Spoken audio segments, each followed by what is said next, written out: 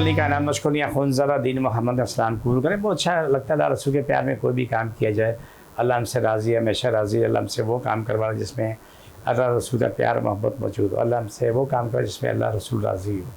मेरे प्रोग्राम को लाइक करें, शेयर करें, सब्सक्राइब कर लें। एड्रेस नोट करें, कराची में बैठते हैं, हैदराबाद 4 मीनार चौंगी 7 पेरी गली है, कोने में स्टानी वाले गली के सेंटर में हमारा दारा, नीचे बोर्ड लगा हुआ है अल हाजा खुनज़रा दीन मोहम्मद का। वहीं पर आ जाएँ। सुबह 11 से रात 8 हो जाना, इतवार सुबह 10 का टाइम है।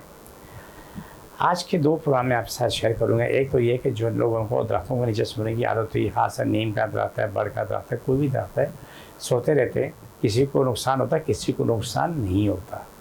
लेकिन दरख्तों के ऊपर भी और उस मखलूक की बावजूद से हम कहते हैं जन्नत है। और वो अगर जन्नत अगर नेक हैं तो आप सो जाए तो ये कोई प्रॉब्लम नहीं। अगर वो बुरे हैं तो आप सोओगे तो आपको नुकसान होता रहेगा, कभी कुछ कभी कुछ कभी कुछ कभी कुछ होता है। कोशिश करें दरख्तों के नीचे ना सोएं। आप किसी घर के छत के नीचे सो जाएं, कुछ भी करके, लेकिन दरख्तों के नीचे कोशिश करें कि ना सोएं। कभी कभी वहाँ पर बड़े बुरे साथ आ जाते हैं, फिर जान चली जाती है। बहुत से लोग सुबह उठते हैं तो दुनिया में नहीं होते हैं, दूसरे आके उठाते हैं, वो नहीं उठते, दुनिया लोग आके उठाते हैं, लेकिन वो दुनिया से फारिग हो चुके होते हैं। ये ज़िंदगी का वो हिस्सा है कि जो हम समझते नहीं, लेकिन ये होता है। बहुत सारे वाक़यात ज़िंदगी मेरे गुजरे हैं। ऐसे कई लोगों ने पंजाब से भी आके मुझे बताया कि मेरा वालिद साहब आदत थी कि घर के बाद रखता नीम का दरख्त था, उसके नीचे सोया करते थे। अक्सर कुछ ना कुछ होता था, लेकिन मना करने के बावजूद भी वालिद साहब वहीं सोते थे। अक्सर बेशतर बहुत बुरे बुरे हालात का सामना करना पड़ा। बिलाखिर एक वक्त ऐसा है कि सुबह को हम जब उठाने के लिए गए तो वो दुनिया से छोड़ चुके थे। लेकिन अच्छी बात ये थी कि वो कुरान पाक पढ़ा करते थे। जब तक वो जाग रहे होते थे वो कुरान पाक की जितनी सूरतें आती वो पढ़ा करते थे। इंसान सोते हुए बेबस होता है, जागते हुए आप कुरान पढ़ लेंगे, तिलावत कर लेंगे, जितने भी मामला करेंगे, जब सो जाएंगे तो आप बेबस हो जाएंगे। कोशिश करेंगे दरख्तों के नीचे ना सोएं तो बहुत बेहतर है। मैं छोटी सी आपको एक मिसाल दे दूँ कि बुरा वक्त, बुरे हालात आते हुए देर नहीं लगती। एक साहब मेरे पास आए 1995 में, कहने लगे, पहले फ़ोन किया जी पीटी सर पे थे, सर मिलना बहुत ज़रूरी है तो आप प्लीज़ जाना नहीं हम आ रहे हैं। फिर वो किया, उन्होंने बताया जी मसला ये था कि हमारा फैमिली बहुत बड़ी है और हमें घर छोटा पड़ रहा था। यानी कि एक घर बहुत सारे पोर्शन में 2-2 कमरे सब ने लिए हुए थे, किसी फैमिली छोटी किसी की बड़ी है। तो उनके पास आगे जगह थी तो उन्होंने ये तय किया कि उस जगह को आगे बढ़ा के तो बना ले। उन्होंने दरख्त का दरख्त था जिसका जंगली नीम भी कहते हैं, दरख्त भी कहते हैं, उसको कटवाया। कटवाने के बाद उन्होंने 2 आगे जगह बढ़ा के तो 2 कमरे बना लिए। 2 कमरे बना लिए। बनाने के बाद जो है वो घर के हालात ख़राब होने लग गए। ये कराची का वाक़या है, मैं जगह नहीं बताऊँगा कि कोई परेशान ना हो, है कराची। तो घर में उनकी कल दावत थी तो उन्होंने 25 किलो चिकन, 25 किलो कीमा, जो उन्होंने सीख कबाब बनाने थे तो ला के रखा। घर में 2 थी माँ बेटियाँ खेली।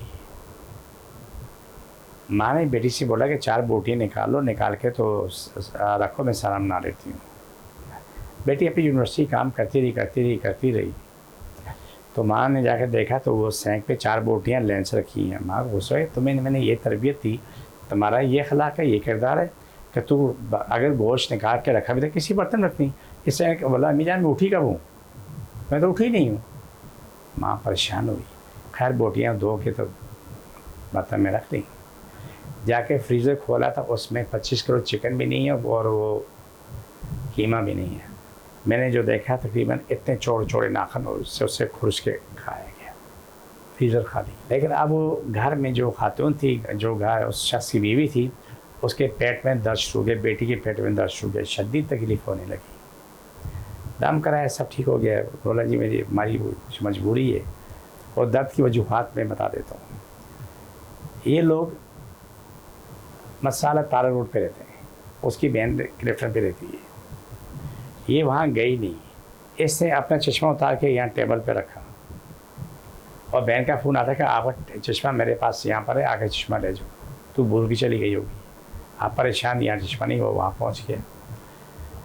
खैर आप सूरत हाल ये कि वो उठ के तो किचन में ही काम कर देखा तो ऊपर से हवा में एक रुमाल ऐसे उड़ता रहा या जो भी चीज़ आते आते वो किचन की खिड़की से आके पेट पे यहाँ लगी, जहाँ आके वो लगी दर्द शुरू हो गया, ठीक हो गया, शिफा मिल गई।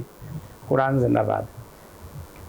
ये चीज़ें होने के बाद वो घर में बहुत परेशानी का सामना करना पड़ा, लेकिन जब कलाम इलाही से उनका इलाज हुआ तो वो ठीक हो गए, वो घर और सब नसीब हो गया।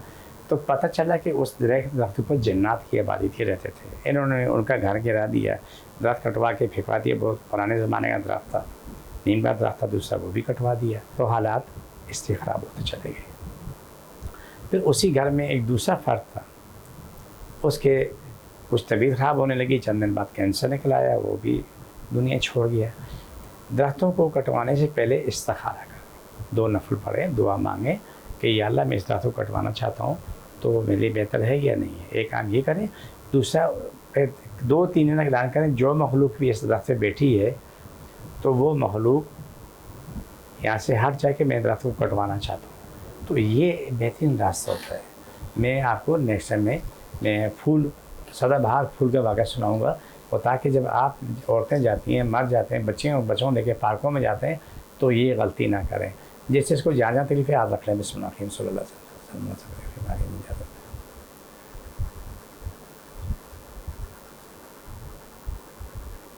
ये प्रोग्राम का आखिरी हिस्सा होता है। मुझे मेरी टीम को इजाज़त, फी मानिल्लाह।